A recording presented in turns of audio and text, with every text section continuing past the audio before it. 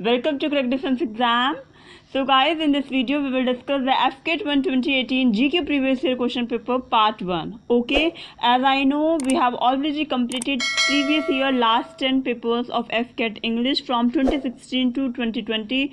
If you still have not watched any of those videos, go and watch the English videos because it's matters a lot in your preparation. Okay, but before starting this video I want to tell you, in the last video जो कि मैंने आपको कल कराया था उसमें by mistake question number 6 में जो लोना टर्म वाला क्वेश्चन है मैंने हॉकी बोल दिया था. ओके, सो मेक श्योर कि आप इसको करेक्ट कर लीजिए. लिखा हुआ तो सही है कबड्डी, बट वो बाय मिस्टेक टंग स्लिप होके हॉकी हो गया था, तो आप उसे करेक्ट कर लीजिएगा.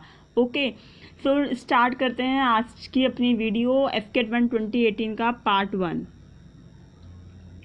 Our first question of today's is INC founded in which year? Okay, तो INC से हो गया इंडियन नेशनल कांग्रेस, और ये क्वेश्चन मैंने आपको पहले भी कराया है. ये 28 दिसंबर 1885 में फाउंड हुई थी by AO Hume, Dadabhai Naoroji और दिनशो वाचा के उससे. ठीक है, तो अब तो इसके अलाइंसेज है, UPA जिसे बोलते हैं हम. तो ये तब 28 दिसंबर 1885 को फाउंड हुआ था ब्रिटिश एम्पायर के उसमें. ओके, और आप एक चीज़ मैं आपको बता दूं, जो ये कांग्रेस है ये एक बहुत कॉमन टर्म है. ऐसा ही नहीं ये इंडिया में होगा, ये आपको एशिया और अफ्रीकन कंट्रीज में अभी भी आप देखेंगे हर देश में कांग्रेस पार्टी होती है. ठीक है, तो यहाँ पे पूछा गया है इंडियन नेशनल कांग्रेस के बारे में, जो कि एक पॉलिटिकल पार्टी है. ठीक है, आई होप कि आपको जो फर्स्ट क्वेश्चन है वो शो हो रहा होगा. मैंने अब अपने सारे के सारे क्वेश्चन नीचे कर दिए हैं, कल की वीडियो में क्वेश्चन आपको नहीं शो हो रहे थे. ठीक है, now our second word question is pugilist term used for players of which game? Boxing. यहाँ पे आप पिक देख सकते हो. बॉक्सिंग में जब हम अपनी फिस्ट से किसी को मारते हैं ना, अपने मुक्के से जब हम पंच मारते हैं, तो उसे बोलते हैं पुगिलिस्ट. ठीक है, तो यहाँ पे आप इमेज देख सकते हैं. तो ये पुगिलिस्ट टर्म है जो कि बॉक्सिंग के लिए यूज़ की जाती है. ओके, तो ये जनरली बॉक्सर जिसको यूज़ करते हैं जब एक दूसरे पे बोनस पॉइंट वगैरह लेने हों. ठीक है, now our question number third is Theyyam.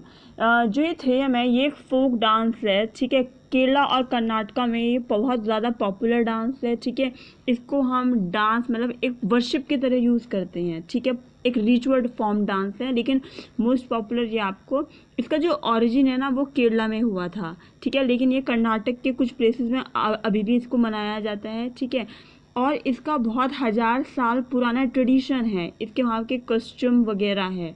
ठीक है, इसके जैसे कॉस्ट्यूम में आप ले सकते हो ब्रेस्ट प्लेट हो गया. ठीक है, जो इन्होंने ये पहना है.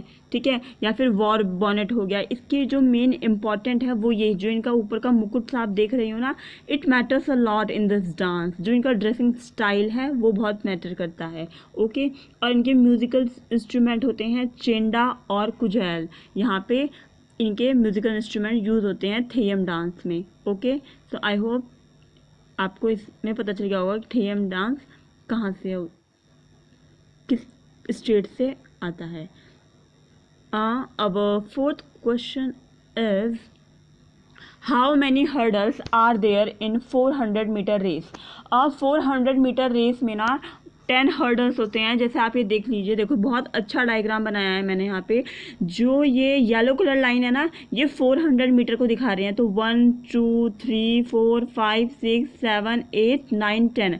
ठीक है, और जो रेड कलर लाइन है वो 300 हर्डल मीटर को दिखा रहा है. ठीक है, तो जो 400 मीटर रेस की होती है उसमें आपको 10 हर्डल मिल सकते हैं, और जो एथलीट्स होते हैं उनको रन करने होते हैं 400 मीटर के ट्रैक में. और जो 10 हर्डल्स होते हैं ये इवनली स्पेस्ड होते हैं, मतलब हर्डल्स के बीच में बिल्कुल ही इक्वल स्पेस होता है. ठीक है, मैन और वुमेन के लिए अलग अलग होता है. जैसे मैन के लिए हर्डल की हाइट 36 इंच मतलब 91.4 सेंटीमीटर हो जाती है, और वुमेन के लिए 30 इंच मान के चलो आप 76.2 सेंटीमीटर तक ये हाइट रहती है. ओके, तो क्राइटेरिया दोनों के अलग अलग हैं, मैन के भी और वुमेन के भी हर्डल रेस के लिए. क्वेश्चन नंबर 5 है in which year Asian Games held in India? Most of the repeated question of FCAT. ठीक है, एशिया और ओलंपिक से तो बहुत ज़्यादा क्वेश्चन आ रहे हैं. तो इंडिया ने 1951 और 1982 में एशियन गेम्स को क्या कहते हैं वो अपने यहाँ कराया है। 1951 तो इनॉग्रेशन वाला है और एक 1982 में भी कराया था, ठीक है। क्वेश्चन नंबर 6 है which Indian player won 4 back to back titles in badminton. जैसे आप देख सकते हैं यहाँ पे किदम्बी श्रीकांत हैं, ठीक है। इनको हम श्रीकांत किदम्बी भी बोलते हैं। ये एक इंडियन बैडमिंटन प्लेयर है, ठीक है। और जो हैदराबाद में गोपीचंद बैडमिंटन एकेडमी है वहीं से इनका ट्रेन हो रखा है। और ये वर्ल्ड नंबर 1 इनकी रैंक थी 2018 के अप्रैल में, ठीक है। तब इनकी रैंक वर्ल्ड में बैडमिंटन जो वर्ल्ड फेडरेशन है उनमें इनकी रैंक नंबर 1 थी, ओके। और इनको पद्मश्री अवार्ड इन सब चीज़ों से या अर्जुन अवार्ड इन सब चीज़ों से भी इनको नवाजित किया जा रखा है। तो याद रखना he is the only Indian player who won 4 back to back titles in badminton, ठीक है। और आपको आजकल न्यूज़ में भी आ रहा होगा कि थाईलैंड ओपन चल रहा है तो उसमें भी ये गए हैं, ओके। कोविड की रिपोर्ट थी, अगर आपने न्यूज़ सुनी होगी तो। क्वेश्चन नंबर 7 है मॉडर्न ओलंपिक स्टार्टेड। जो मॉडर्न ओलंपिक हैं जिन्हें हम आजकल ओलंपिक गेम बोलते हैं वो कब स्टार्ट हुए थे? वो हुए थे 6 अप्रैल को 1896 में एथेंस में स्टार्ट हुए थे, ठीक है। मैंने आपको पहले भी डिस्कस किया है इंटरनेशनल ओलंपिक कमेटी होती है जो तब फॉर्म हुई थी और उन्होंने अपने सबसे पहले गेम्स करवाए थे एथेंस में, ठीक है, जो कि कैपिटल है ग्रीस की 1896 में। और उस समय 280 पार्टिसिपेंट्स थे, वो भी सिर्फ 13 नेशन के, और उसमें 43 इवेंट्स थे। जबकि आज तो थाउजेंड्स ऑफ पार्टिसिपेंट्स रहते हैं और कंट्रीज़ का रेशियो भी काफ़ी बढ़ गया है। तब बहुत कम स्पोर्ट्स होते थे, जैसे स्विमिंग हो गया, ट्रैक फील्ड हो गया, साइकिलिंग, रेसलिंग, शूटिंग, ठीक है। अब तो टेनिस भी हो गया, बैडमिंटन भी हो गया, अब बहुत ज़्यादा गेम्स उसमें हो चुके हैं ओलंपिक में। अब 8th क्वेश्चन है how many countries are in Asia. जो एशिया महाद्वीप है, एशिया कॉन्टिनेंट है, उसमें कितने देश हैं?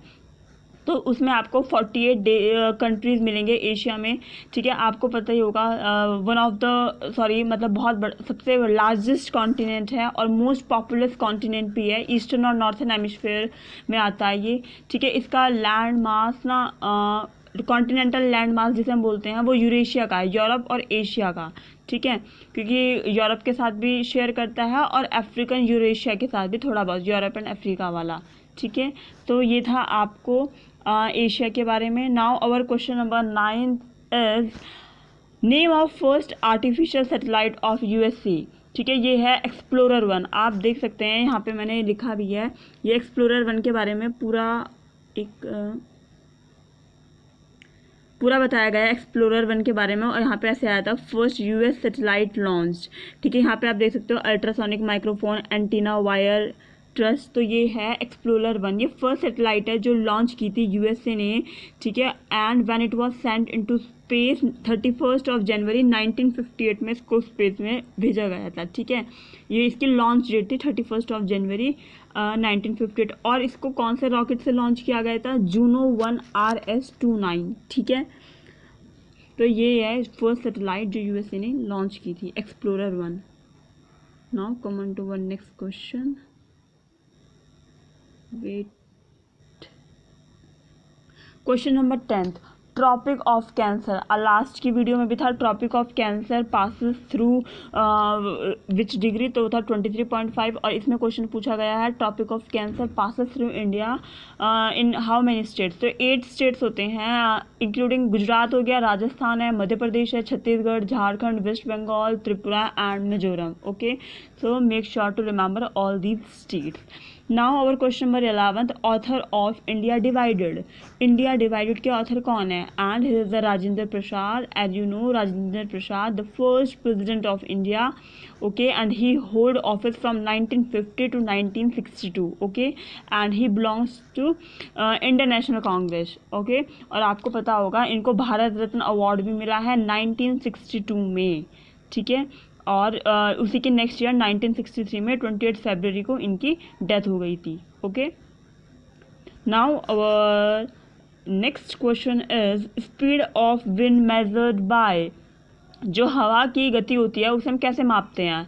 तो एनीमोमीटर से मापते हैं, ठीक है। यहाँ पे आप इसकी इमेज देख सकते हैं, ये एक टूल होता है जिससे हम विंड स्पीड को मेज़र करते हैं, ठीक है। इसमें वर्टिकल पिलर होगा जो आप देख रहे हैं, मैं आपको दिखा देती हूँ। ये तो वर्टिकल पिलर हो गया इसमें, इसे हम बोल रहे हैं, ठीक है। और 3 या फिर 4 कॉनकेव कप होते हैं। जैसे मैंने आपको बताया इसमें तो 4 कॉनकेव कप हैं, ठीक है, लेकिन बहुतों में क्या होगा कि 3 कॉनकेव कप भी आपको मिल सकते हैं, ठीक है। ये horizontal movement of air particles को कवर करता है, मतलब जो हवा ऐसे जाती है ना हॉरिजेंटली, उनके एयर पार्टिकल्स को ये कैप्चर करके विंड स्पीड को मेजर करते हैं। ओके, ये क्वेश्चन, ये टॉपिक ऑफ कैंसर वाला क्वेश्चन हो गया। और ये ऑथर ऑफ इंडिया डिवाइडेड, जो इंडिया डिवाइडेड इनकी बुक है उसका फ्रंट पेज, उसका कवर हो गया ये, ठीक है। और ये आपका एनीमोमीटर हो गया। Now our next question, question number 13 है, which Indian won national record in long jump. जब ये क्वेश्चन पूछा गया था ना 2018 में, उस टाइम पे जो लॉन्ग जंप का रिकॉर्ड था वो था अंकित शर्मा के पास, ठीक है। इन्होंने रिकॉर्ड बनाया था जुलाई 2016 में, और इनका जो रिकॉर्ड था वो था 8.19 मीटर का, ठीक है। Here is the pic of Ankit Sharma, ठीक है। लेकिन 2018 में जो ये रिकॉर्ड है ये शिफ्ट होके एम श्रीशंकर के पास चला गया, ठीक है। ये एम श्रीशंकर की पिक है, लेकिन जब ये क्वेश्चन पूछा गया था ऑप्शन में अंकित शर्मा का नाम था, इसी वजह से मैंने यहाँ पे अंकित शर्मा का नाम ही लिखा है, ठीक है। लेकिन अब ये अवार्ड जो 2018 में 58th national open athletics championship जो भुवनेश्वर में हुई थी, उसमें ये अवार्ड ये रिकॉर्ड एम श्रीशंकर के पास चला गया था, और इनका रिकॉर्ड है 8.20 मीटर का, ठीक है। आप देख सकते हो कितना डिफरेंस है, सिर्फ 0.1 का, ठीक है। तो ये अभी ये इनके पास ये रिकॉर्ड चला गया है। Make sure to remember it. Now question number 14, NATO headquarters. आपको पता है नाटो के हेडक्वार्टर्स कहाँ हैं? ये है ब्रुसेल्स में, बेल्जियम में, ठीक है। 1949 4 अप्रैल वॉशिंगटन में इसका फॉर्म्ड हुई थी ये, ठीक है। इसके फाउंडर्स थे United nation, United kingdom, United states, Italy और कनाडा। और नाटो की फुल फॉर्म क्या है? नॉर्थ अटलांटिक ट्रीटी ऑर्गेनाइजेशन, ठीक है, या फिर हम इसको नॉर्थ अटलांटिक अलायंस भी बोलते हैं। ये एक इंटर गवर्नमेंटल मिलिट्री अलायंस है जिसमें यूरोप के मतलब 30 कंट्रीज एंड नॉर्थ अमेरिका की कंट्रीज, ठीक है। और ये नॉर्थ अटलांटिक ट्रीटी वो करते हैं, ठीक है, जो कि 4 अप्रैल 1949 को वो हुआ था, साइन हुई थी। आपको पता है ना, याद रखना कि जो नाटो के मेंबर्स होते हैं ना, वो क्या होता है, अगर एक पे अटैक होगा तो दूसरे पे भी अटैक होगा, ठीक है ना। आप क्वेश्चन इंपॉर्टेंट इस वजह से है, अटलांटिक वर्ड आ रहा है, तो मेक श्योर जो मैप है ना, ये तो अपना हो गया नॉर्थ अमेरिका वाला, ठीक है। यहाँ पे आपको मिल गया अटलांटिक हो गया, ठीक है। और यहाँ पे आपको पूरा मिल सकता है, ये यूरोप हो गया और ये अफ्रीका हो गया। नॉर्थ अटलांटिक ऊपरी वाला पार्ट है ना, और अटलांटिक के इधर इधर कौन आता है? नॉर्थ अमेरिका, और इधर से यूरोप। तो सिर्फ यही कंट्रीज इसके नॉर्थ अटलांटिक ट्रीटी ऑर्गेनाइजेशन के पार्ट होंगे, बाकी और कोई नहीं होगा, वर्ल्ड से और कोई नहीं होगा, ठीक है। आई होप आपको समझ में आ गया होगा कि नॉर्थ अटलांटिक ट्रीटी ऑर्गेनाइजेशन के मेंबर कौन कंट्रीज हो सकते हैं।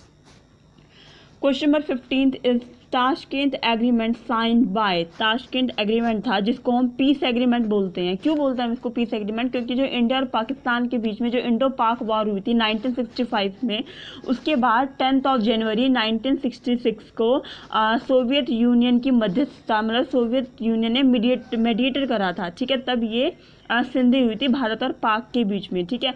तो 10 जनवरी 1966 को ये क्या कहते हैं, आज से 55-56 साल पहले ये साइन हुआ था ताशकेंत एग्रीमेंट, ठीक है, between Lal Bahadur Shastri who was the prime minister of India then and Mohammad Ayub Khan, okay, and who was the president of Pakistan, ठीक है। And its location, it was signed on Tashkent. आपको पता है जो ताशकेंत है वो उज्बेकिस्तान की राजधानी है, ठीक है। और ये डिक्लेरेशन ताशकेंत में हुई थी, उज्बेकिस्तान में हुई थी।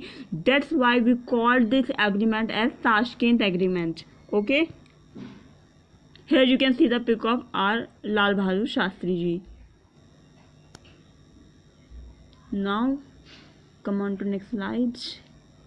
Question number 16, dams on Chenab river. Option में तो 1-2 ही था, लेकिन मैंने आपको सारे ही लिख दिए हैं जिससे कि आपको प्रॉब्लम ना हो। बगलीहार डैम है, दलहस्ती हाइड्रो इलेक्ट्रिक प्रोजेक्ट है, Salal hydro electric power system है, और त्रिमो बैराज है, ठीक है। ये आपको चेनाब का पूरा अच्छा खासा वो दिखेगा।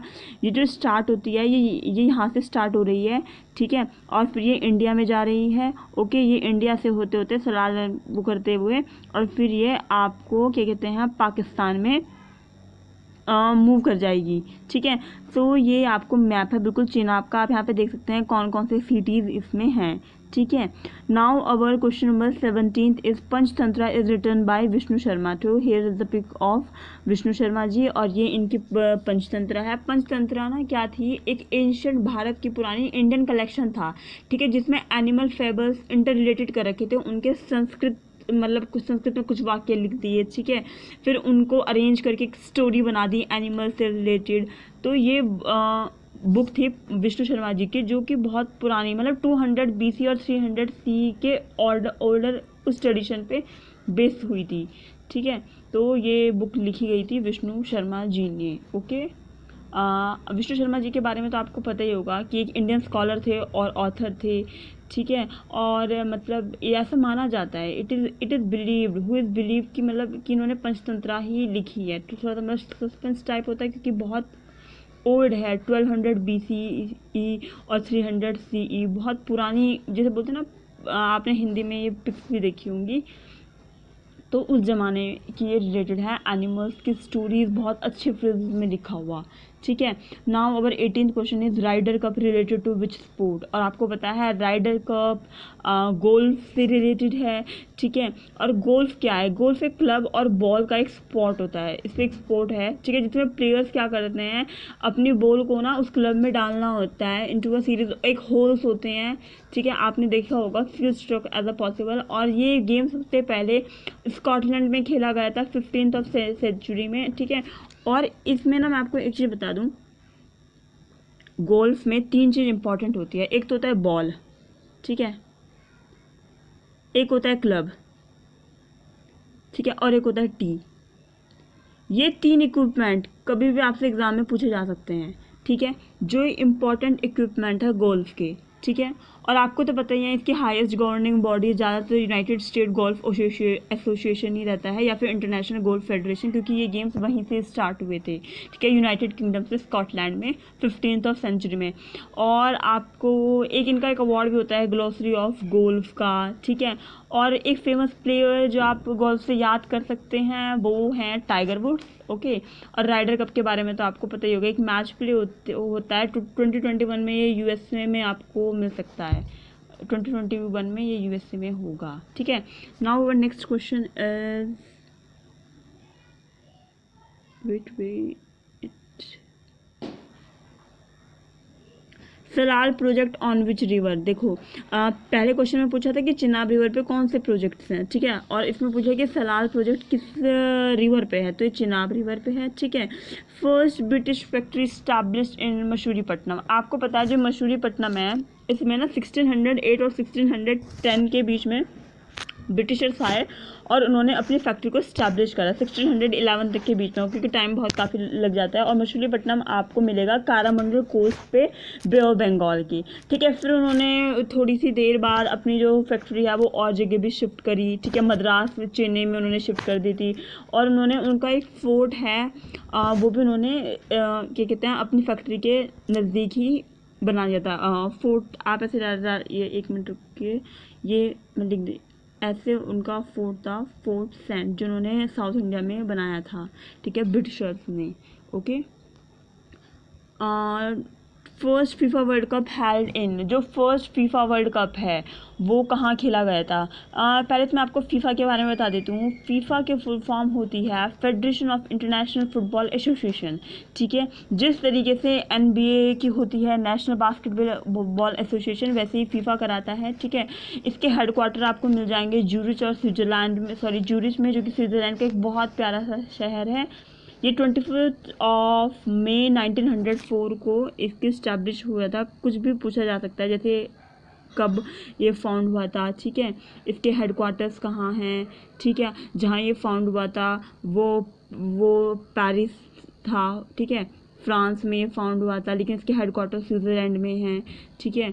इसके सब्सिडरीज के बारे में, ठीक है, ये मतलब बोलते हैं नॉन प्रॉफिट ऑर्गेनाइजेशन है, NGO तरीके का है, इंटरनेशनल गवर्निंग बॉडी है। सॉकर आपको पता होगा, फुटबॉल को हम सॉकर भी कहते हैं, ठीक है। और ये हाईएस्ट गवर्निंग बॉडी है फुटबॉल की। और जो फर्स्ट फीफा मैच था वो आपको 1930 में हुआ था, ठीक है। कहाँ हुआ था, ये पूछ सकते हैं कहाँ हुआ था, तो ये होता उरुग्वे में, ठीक है, ये होगा उरुग्वे में हुआ था, ठीक है। From 13 to 30 of July, 13 to 30 of July 1930 में हुआ था, ठीक है, तब हाँ इनकी शुरुआत हुई थी। एक और क्वेश्चन जो बन सकता है, 2022 का फीफा कहाँ होगा, 2022 का फीफा कहाँ होगा, तो ये आपको मिलेगा कतर में, ठीक है। तो ये ऐसे क्वेश्चंस है जो आपसे पूछे जा सकते हैं एग्जाम्स में। Guwahati is on which river, so Guwahati है अपनी ब्रह्मपुत्रा पे, आप देख सकते हो। यहाँ से ये तिब्बत ऑटोनॉमस रीजन, यहाँ से ये ओरिजिनेट हुई, then it enters into Arunachal Pradesh, okay. After moving from Assam Guwahati it flows down in Bangladesh and then in the Bay of Bengal, ठीक है। सो ये था अपना आपका गुवाहाटी वाला। और देखो ये प्रीवियस ईयर, ये बहुत पुरानी फ़ोटो है जब उरुग्वे में फुटबॉल मैच हुआ था, ठीक है guys. So these are the 22 questions of FK 2 2018। इसके बाद इसका एक पार्ट 2 भी है, हम वो भी लेकर आएंगे, ठीक है। So I hope you like it and don't forget to subscribe our channel, and for more information do join us on Telegram, okay। Thanks for